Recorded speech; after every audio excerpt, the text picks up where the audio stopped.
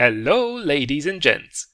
Before we get started, I just wanted to let you know that I'm playing World of Tanks with the chat and messages disabled because of the amount of stupid going on there. So if you see me and I don't reply to you, it's because I simply didn't see your message. To quote a classic, I might be an asshole, but I'm not 100% a dick.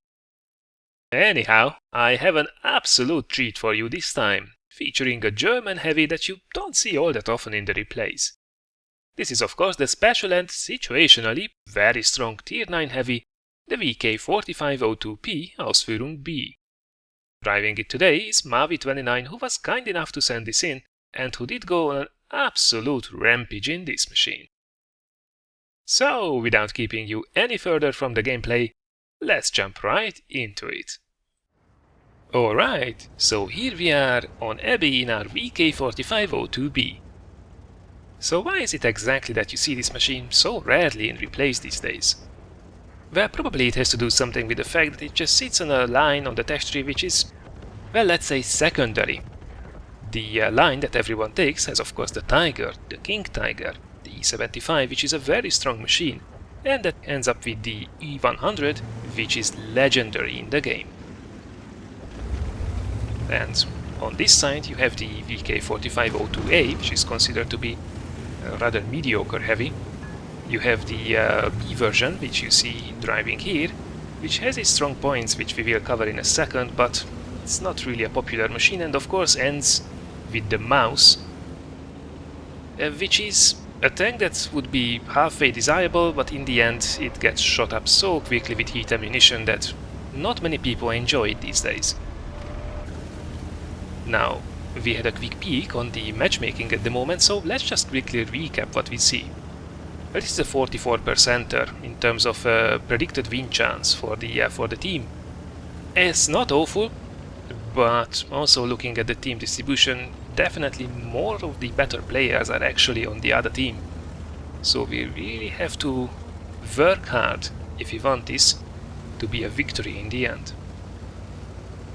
Positioning wise, there are a lot of heavies on both sides, so most of them are pretty much expected to come to this side, where the heavies usually brawl it out between themselves. So coming here ourselves is a really wise and reasonable choice to do. Now the other side of the map, on the water side, on the 8 line, unfortunately is not really covered by anyone. So that's a bit of a shame and could be in trouble. In the meantime, we get a sneaky shot into the T-71, who definitely did overextend there a little bit. But there is no time to be wasted. The enemies have been already spotted up front.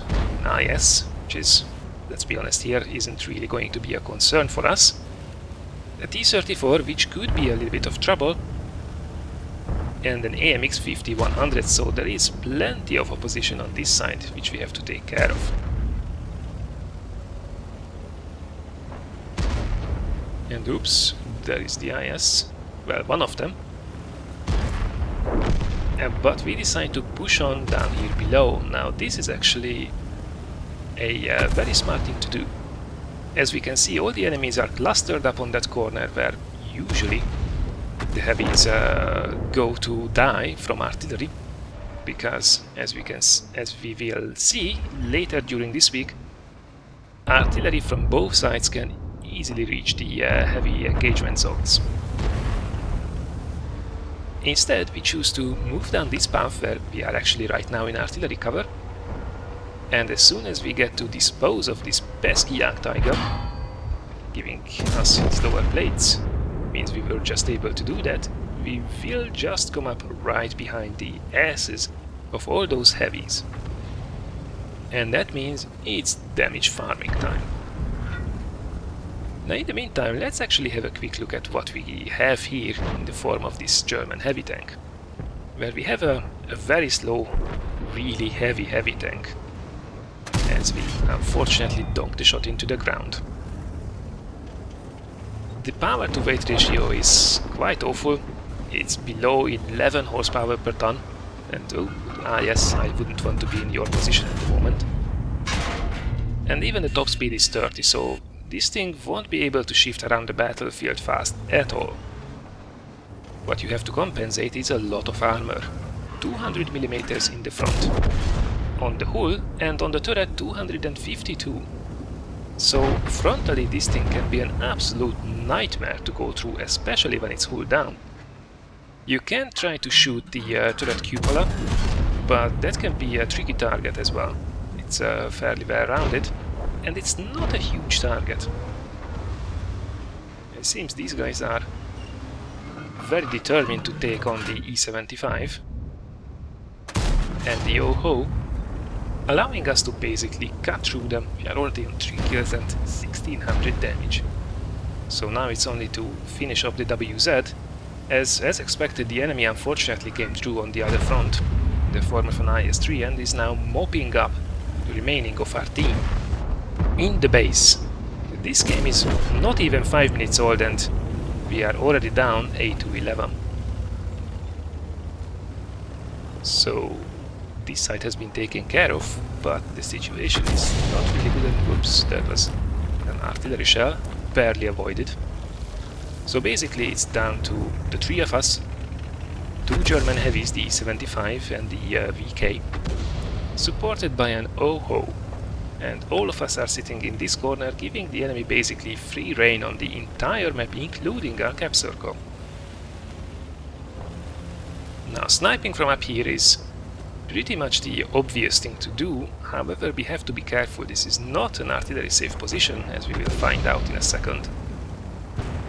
And the VK's gun, well, it's rather precise if you can let it aim. It has a just below 3-second aim time as we blasted T-71 into oblivion. And if you manage to let it aim, it has 0.36 meters dispersion. On the other hand, the reload is fairly low. 15 seconds gives you basically a 4 rounds per minute rate of fire only. But when it hits, as that AMX found out, it has 490 average damage, so it's able to shave off a very reasonable amount of health from anything that it hits. And that IS-3 has just fired HE on us, and oh, that did definitely hurt, almost 600 HE damage. That was definitely artillery. And that's the problem with this location. You see that small ridge next to us?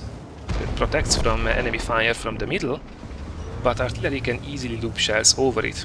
So we have to be careful and pull back where the cover is a little bit better. In the meantime, both the E-75 and us did quite a good job. But enemies scapping, or are they not? So what happened? They had only about 28 seconds to go until they cap, and we are in slow German heavies. But suddenly the IS-3 decided to stop the cap. I wonder why that is. Also, there is no artillery fire coming in on both us and also on the E-75, and that is the IS-3, so thank you very much for reversing back into cover, and it seems he's still firing HE. Oh my god. So why isn't artillery shooting at us? Well, that's a dangerous question, and there is usually one very good reason for that, and that is because they come to hunt you down. Oh my god, tier 9 artillery in the side. Oh, snapshot. Ooh, donk it into the ground. That's the problem with this gun. If you don't have 3 seconds to aim, it's inaccurate as hell. And oh, don't do it. Don't do it. If you poke your head out and oh, he fires into the ground. So we take another shot and it goes again into the ground. Oh, holy crap. Clock is ticking. Come on, we have to chase this guy down. We donked already 2 shots. Should be able to one-shot him a fair amount of the time. 490 average damage? No, he's on 1 health. Oh my god, he's almost reloaded for sure. We have to go and finish this guy off in style. Wow, what happened right there? And avoiding closely another artillery shell. That was unbelievable. That bad chat must be cursing at the moment. Well, this was a Fair amount of luck to be sure. Unfortunately, in the meantime, the E-75 managed to die at the hands of the artillery and the IS-3. So it's down to us. And there is the IS-3.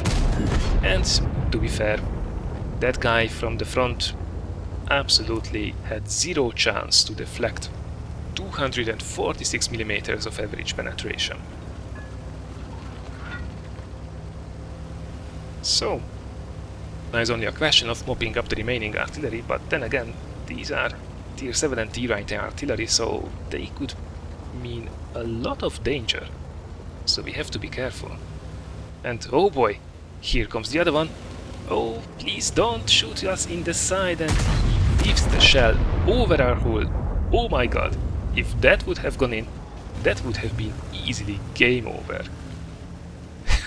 And he is very pissed at the moment. Oh yeah, artillery RNG, it works both ways, man. Holy hell, what a game. So that means there's only an S-51 remaining, and that thing has a pretty brutal gun as well. Question is, if he's still behind the cap circle, or if we can find him on the way. Well, there is only one way to find out. And there he is. Come on quickly, he's turning to fire. And the accuracy this time didn't let us down. 9 kills. Amazing. Man, that was a great game. And that artillery incident in the end would have had a place in the Funny Moments series as well, easily. It's really a shame that it was only a 1 versus 4 in the end. Getting a Kolobanovs on top would have been rather nice too. A big shout out to Mavi29 once again for sending in this entertaining replay. Going over the results very quickly. After 9 kills, to no one's surprise, this was an ace tanker game with a Radley Walters and a Pascucci's medal on top. Now all of this resulted in 66,000 credits and over 1300 base XP. But wait, where is the high caliber award, you might ask? Well, that one actually went to our fellow E-75 driver, who scored just a bit more damage than us. So Gregory GG, well done mate as well. These two guys scored almost 9,000 damage on the enemy team between them. Overall we fired 17 shots, 14 of which hit the target and 13 out of those penetrated as well. Not bad at all, and our armor did perform equally well too.